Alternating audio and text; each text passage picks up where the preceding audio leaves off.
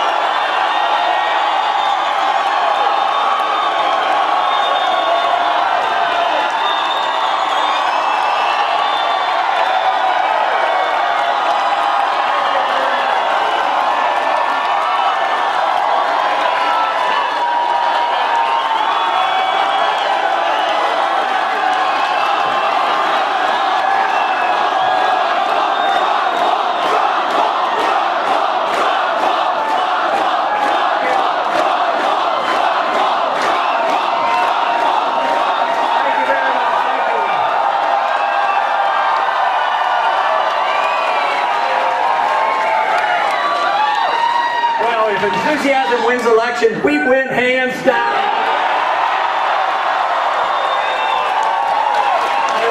This is great. This is very, very nice, and thank you very much for coming out. You know, just a little while ago, I called Governor Romney and congratulated him, and we had a friend of. We had a friendly conversation, and I honestly congratulate him. He ran a good campaign, but I also said I would see him soon in the caucus states.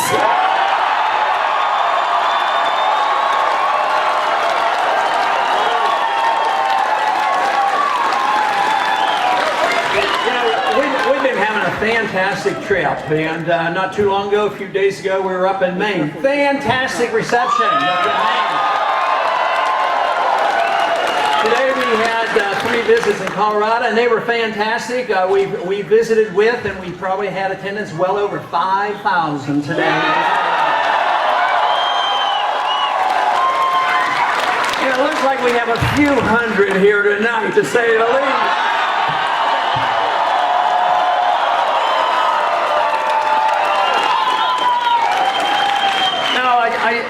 You know, a few months ago there were, well, how many candidates were there? There were 9. We're down to 4. But tonight I saw a statistic. We're in 3rd place when it comes to delegates, and that's what really counts.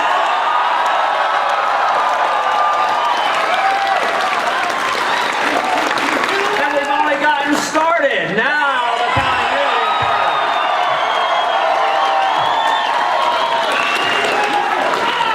Now, and we will spend our time in the caucus states, because if you have an irate, tireless minority, you do very well in the caucus states.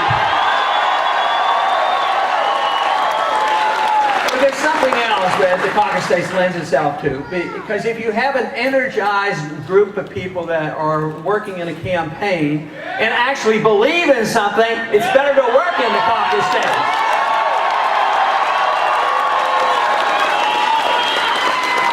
This is what's been so fantastic with the campaign. I've been doing a little bit of campaigning for Liberty for a long time. But let me tell you, something big is happening in this country, and it's all very favorable. There's a mess up in Washington. They've created a mess. They've given us a lousy foreign policy. They've given us a lousy budget. And they've given us a lousy recession. But where the wonderful thing is happening is in the grassroots. People are beginning to realize that the problem is too much government. We need more personal liberty.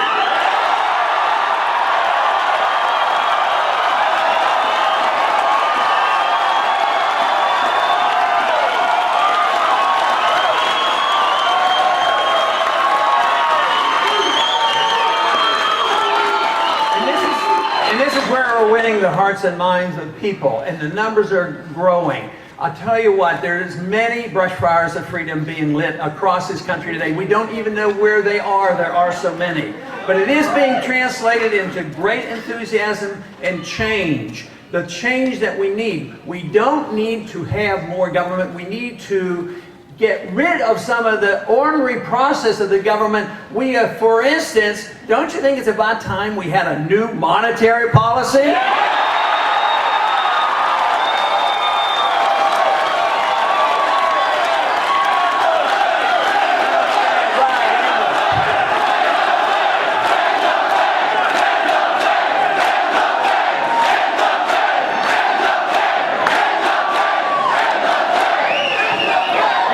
We have to invent something new. All we'd have to do is read the Constitution. They tell us exactly.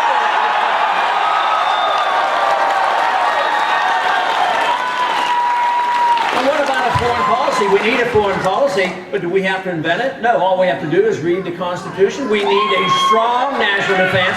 We don't need to be the policeman of the world. Very simply, we should reject and not get engaged in any more wars that aren't declared properly and supported by the people.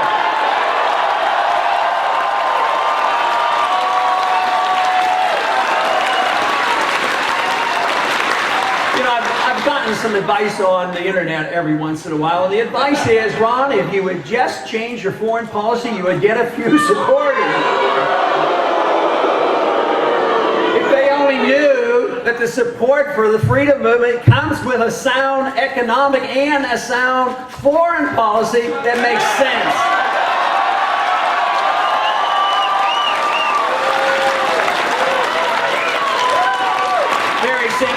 Very simply it means bringing our troops home and stopping all these undeclared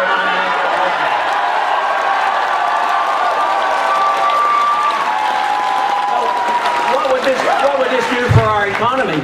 I'd like to see all the troops spending their money here at home and not going over there. But in the last 10 years, fighting these unwinnable, undeclared wars, we have spent over $4 trillion more in the debt for this. So there's a cost of life and limb, but there's an economic cost as well, and the American people are tired of it, and they're ready because they know this country is bankrupt. All great nations go down because they overextend themselves overseas. So I would say it's time for us to wake up. Don't wait for an economic crisis to hit when we have to come wimping home. We ought to just wise up, spend our money wisely, defend this country, and don't pretend that we can tell other people.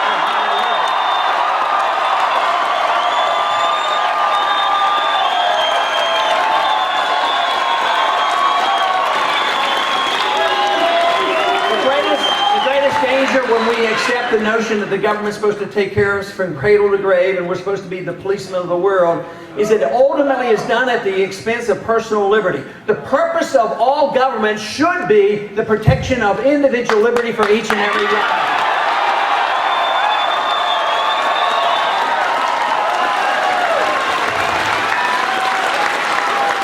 We need to reverse the trend on the attack on our civil liberties. We need to repeal the Patriot Act. We need to repeal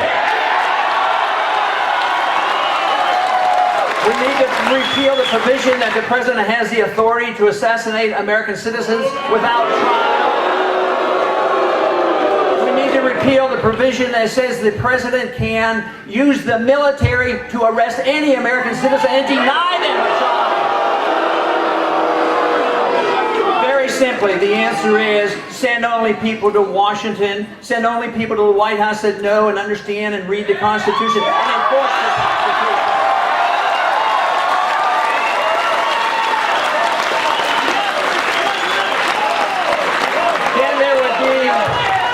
Then we would have the full understanding how you have a peaceful, thriving nation is you enforce the concept of liberty. Enforce the liberty for each and every one of us equally. This brings people together because people will use their liberty in different manners, but we don't have to fight over how they use their liberty as long as they assume responsibility for themselves and the consequences of all their actions.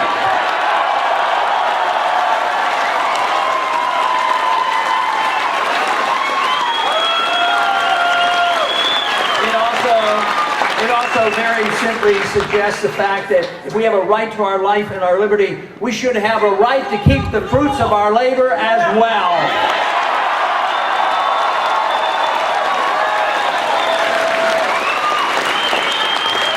So we don't have to reinvent something. We can improve on our past, but we had a great past. We had a great Constitution. We had a great middle class, the richest and the biggest middle class ever, and we've undermined it with excessive spending, excessive taxation, a monetary system that is flawed, and a foreign policy is flawed. So all we have to do is return to our roots, and in a short time we could have our peace and our prosperity and our reliance on ourselves with our personal liberty.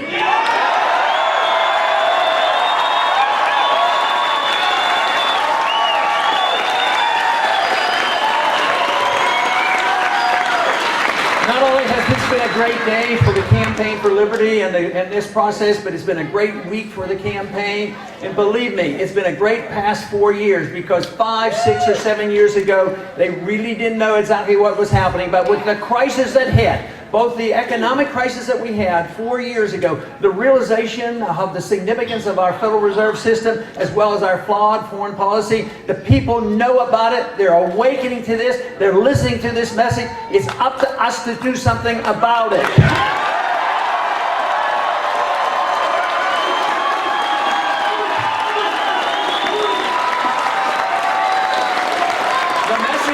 Loud and clear, the enthusiasm is here, but it has to be translated into proper political action. That means attending the caucuses and send a powerful message to this country that we want our freedoms back. We don't want more government. Thank you very much.